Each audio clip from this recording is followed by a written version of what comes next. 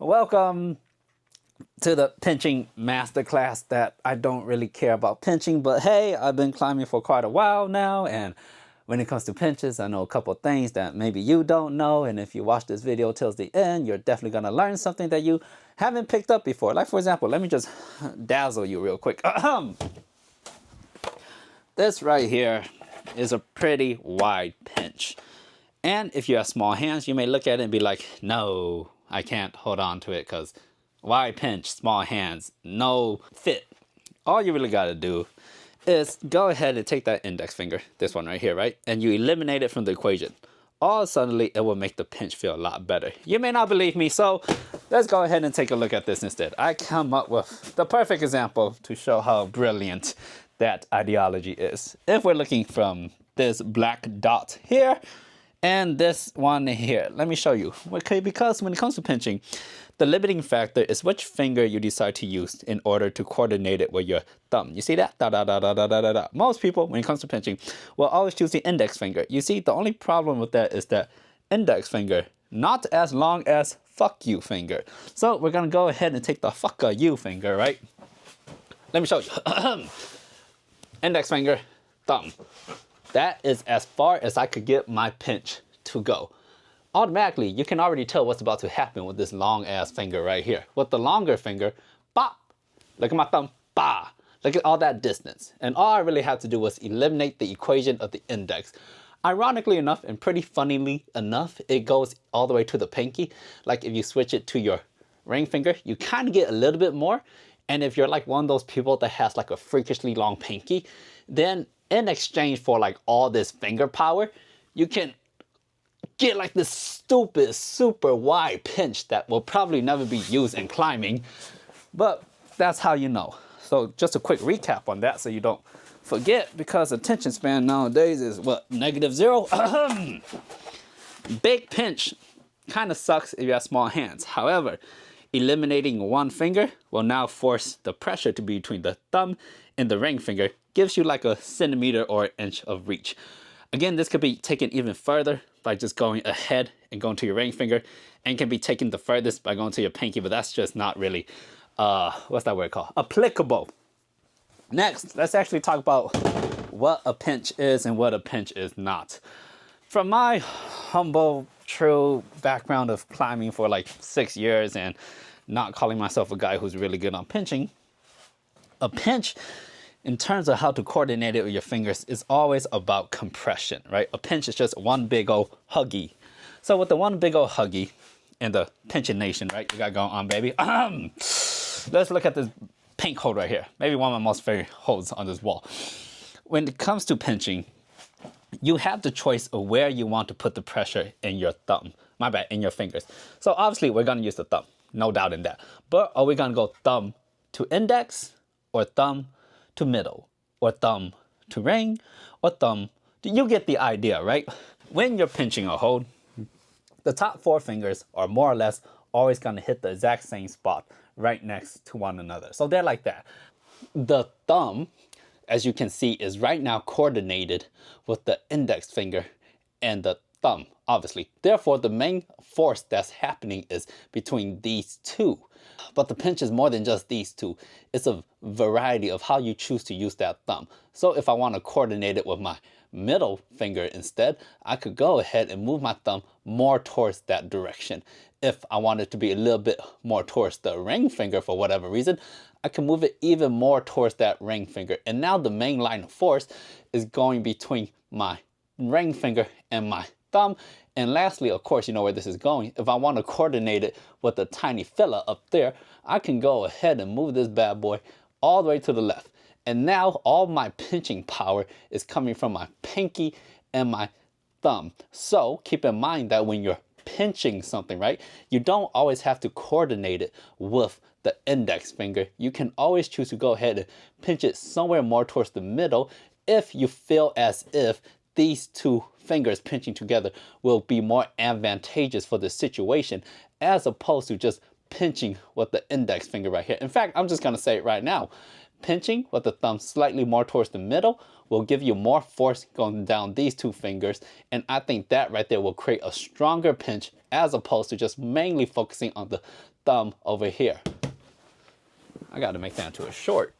But wait, there's a little bit more when it comes to pinching, because regardless of which finger you decide to coordinate the thumb with as if your main point of pressure, no matter where that thumb is, all the rest of the fingers should be going towards the thumb no matter what, because that's their only opposition. That's how they stay on. So it's not this when you're pinching, right? It's not this.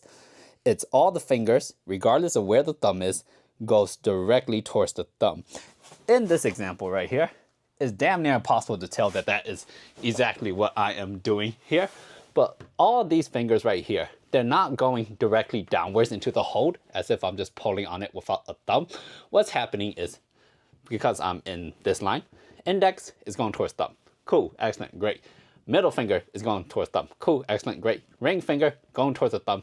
And pinky is going towards the thumb as if none of these fingers existed and they all worked individually. By pretending like they all worked individually, right? Like that, da-da-da-da-da.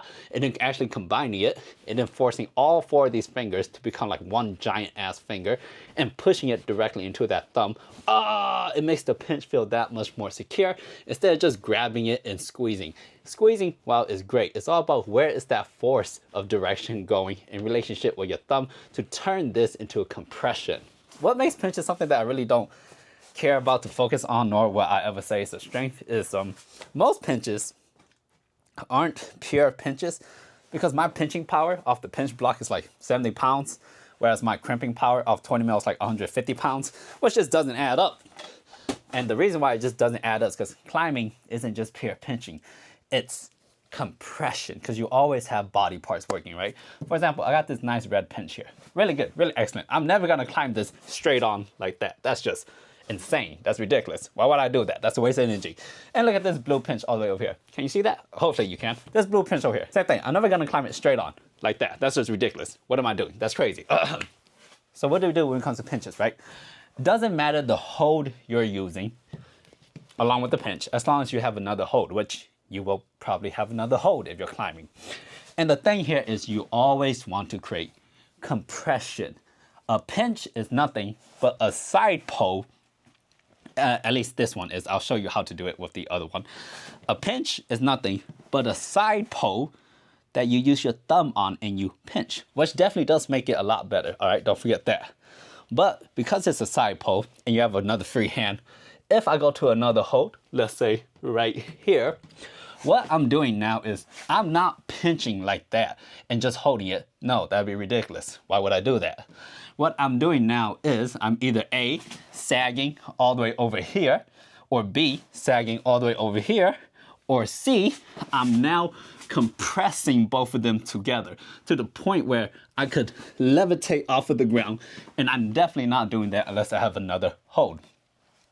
You never really want to use a pinch as a pure pinch, because pinching with just pure pinch power is insanely hard to do.